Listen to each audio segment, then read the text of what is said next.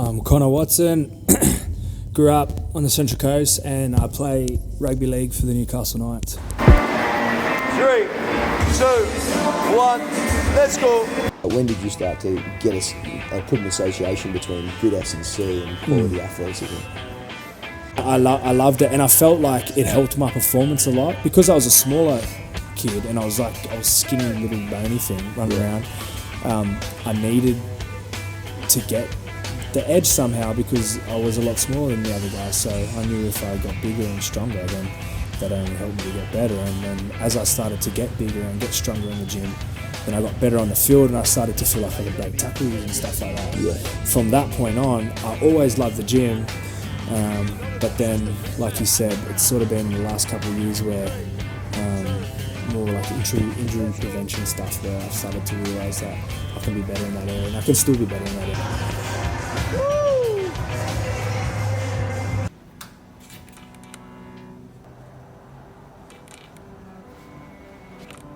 Video 1, just finished the podcast with Connor Watson.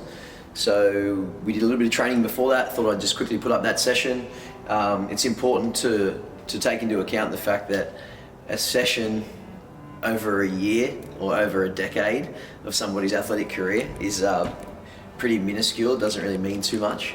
And the way I like to program is that for each session, if I can move the needle of athleticism or conditioning forwards, then I'm doing a good job. So even though the sessions that individually don't mean as much, if you do the little things really, really well over that time, hopefully you're helping the athlete get better. And that's kind of how I program this. So Connor came down, he starts the season in 4 days, I think. So this is, he's got a 3-day break. He just wanted to do some conditioning, get a sweat on, have a bit of fun, do a podcast for you guys and hang out. The way we worked it was, we broke it up into 3 pieces. We had kind of a stretch and activation session. So just like he did like maybe a 3-minute ski erg, something to just get the blood going. So we did band assisted mobility for about 10 minutes. So that could be like single leg hip hinging, adductor stretching, going through some sort of yoga complex with a band.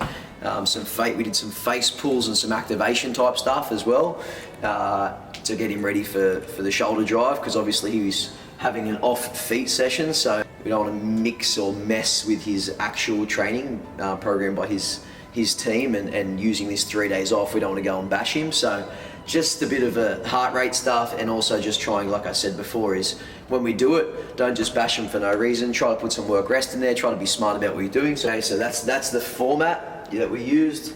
For the actual actions that we used the dynamic hip backwards movement with some arms, okay, for the ski erg. So we had a ski erg, we had a bike erg, okay, but no legs. We didn't want to fatigue his lower body, so we had an arm only assault bike, okay, and in between there, this was obviously just the rest, and then we finished with some rotational med ball slams.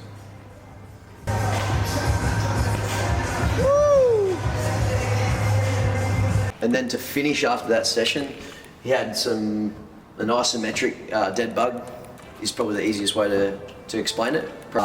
And he had 45 seconds there, so we threw that in with some hip extensions or back extensions, banded, single leg, so one leg over, one leg under, and that sort of works the eccentric and concentric phase of the movement, so that the hammy itself is under constant tension through both of those phases. So we went through single leg hammies, 6 and 6, okay, so 6 left and then 6 right, into that banded pull, okay, so imagine being in a dead bug or into a supinated hold.